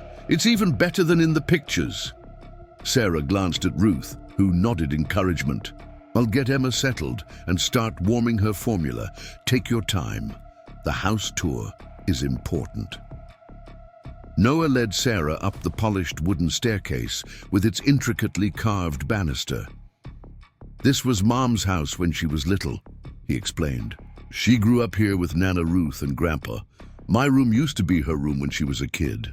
At the top of the stairs, Noah pointed out various rooms. A bathroom with a clawfoot tub, Ruth's bedroom with its handmade quilt, a small study lined with more bookshelves, before stopping at a door painted midnight blue with silver stars. "This one's mine," he announced with pride, turning the knob. The room beyond was a perfect space for a curious 7-year-old boy with an interest in science and space. The walls were painted sky blue, with one accent wall featuring a detailed mural of the solar system. A comfortable bed with the promised rocket ship comforter stood beneath a ceiling decorated with glow-in-the-dark stars, arranged in actual constellations. Bookshelves held an impressive collection of children's science books, and a desk by the window overlooked the garden below. "Berta!" Nana Ruth said this used to be Mum's room, but she changed it for me because she knew I like space, Noah explained, moving to the center of the room and turning in a slow circle to take it all in. "And look, there's the door to Emma's room, just like she promised." He opened a connecting door to reveal the nursery next door, a sunny space with pale green walls, yellow curtains, and a white crib positioned to catch the morning light. A rocking chair sat in one corner beside a small bookshelf already filled with children's picture books. "Emma's never had her own room before," Noah said, his voice softening. "At the apartment, she just had a crib in the corner of the living, a room, and sometimes she had to sleep in the closet with me when Dad and Vanessa were fighting." The casual mention of such traumatic circumstances reminded Sarah of the long healing journey still ahead for both children. Yet here in this peaceful house, with the security of their grandmother's love and the stability she offered, that healing finally seemed possible. "These are beautiful rooms," Sarah told him sincerely. "Your grandmother has put so much thought into making them special for you and Emma." Noah nodded, running his hand over the rocket ship bedspread. "It feels like home already, even though we just got here." They returned downstairs to find Ruth settled in the living room, feeding Emma on the comfortable sofa. The infant was taking her formula eagerly, her eyes locked on her grandmother's face with clear contentment. "She likes it here," Noah observed, sitting beside them to watch Emma's feeding. "She's not fussy at all. Babies can sense when they're in a peaceful environment," Ruth explained, "and she knows she's with family who love her." The remainder of the afternoon unfolded in a gentle rhythm of settling in. Ruth showed Noah where everything was located in the kitchen, promising that he could help bake cookies the following day. She gave Sarah a tour of the garden, pointing out the raised beds where Noah would have his own small plot in the spring if he wanted. "I've enrolled him in the local elementary school starting Monday," Ruth explained as they watched Noah exploring the backyard. "They have an excellent science program and resources for children who've experienced trauma. The principal was wonderfully supportive when I explained the situation." "That sounds perfect for him," Sarah agreed. "He's extremely bright. With proper support, I think he'll thrive academically despite the disruptions he's experienced." "And I found a play therapy group for both children," Ruth continued. "It's specifically designed for siblings who've been through difficult circumstances together. The therapist specializes in helping children who've had to take on inappropriate, caretaking roles like Noah has with Emma."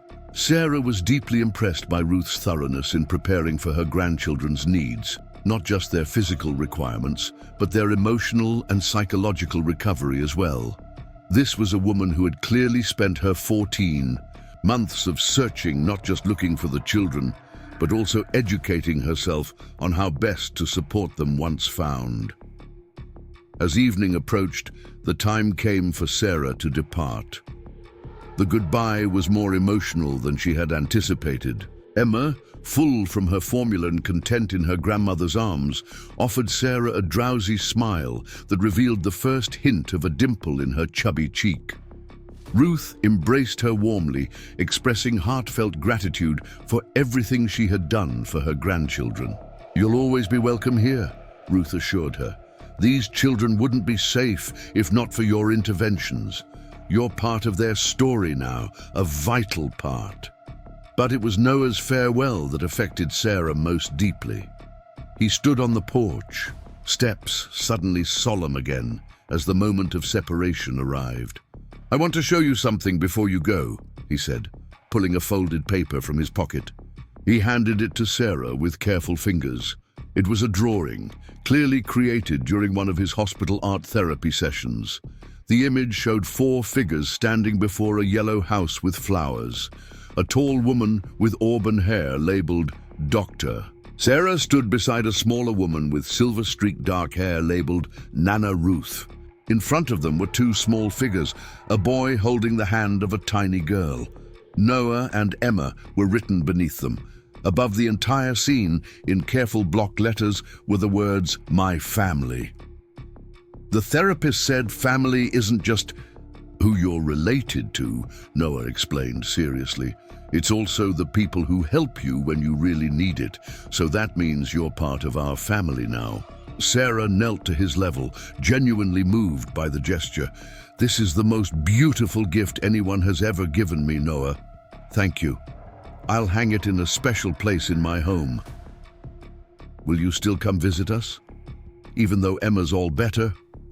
And we're living with Nana Ruth now?" "Absolutely," Sarah promised. "I'd love to see how you both are doing. Maybe I could come for dinner sometimes, if that's okay with your grandmother." "Sunday dinners," Ruth suggested from the doorway. "Erta! It's a tradition in this house. We'd be honored to have you join us whenever you can." Noah nodded approval of this plan. "And maybe sometimes when you come, we can look at the stars through Grandpa's telescope. Nana Ruth says it's in the attic, and we can set it up in the backyard. I want to show you Jupiter's moons." "That sounds wonderful," Sarah agreed. "I'd love to see Jupiter's moons with you." With final hugs and promises to call soon, Sarah finally departed. As she drove away, she glanced in her rearview mirror to see Noah and Ruth standing on the porch of the yellow house, waving goodbye. Not with sadness, but with the confidence of people who knew this was just a brief farewell in what would be an ongoing connection. The contrast between this departure and Noah's desperate midnight journey less than a week earlier could hardly have been more profound. One child's courage, one whispered truth in a hospital examination room, had set in motion a cascade of interventions that had literally saved 2 young lives. Sarah thought of the silent epidemic of children like Noah and Emma, vulnerable, voiceless, dependent on adults to notice their suffering and take action. How many remained unseen, their truths unheard or dismissed? And how many might be saved if more people simply paid attention to the signs, created safe spaces for disclosure, and believed children when they found the courage to speak? As she drove through the golden autumn evening toward home, Sarah carried with her Noah's drawing and the weight of his trust. The medical crisis had been resolved. Emma would recover fully with proper care and nutrition. The legal intervention had succeeded. The siblings were now safe with their loving grandmother. But the human connection forged through those desperate hours would endure far beyond the professional relationship that had initiated it. Sometimes, Sarah reflected, the most important medicine had nothing to do with prescriptions or procedures. Sometimes it was simply the willingness to listen when a child whispered their truth into a world that had taught them their voice didn't matter. Sometimes, the most profound healing began not with a diagnosis, but with 4 simple words that changed everything. "I believe you, Noah." In the growing distance behind her, the yellow house with flowers stood warm and welcoming in the evening light. A sanctuary discovered just in time, a home reclaimed from loss, a new beginning made possible because one small boy had found the courage to walk through the rain, carrying his sister toward hope. Up next, you've got 2 more standout stories right on your screen. If this one hit the mark, you won't want to pass these up. Just click and check them out.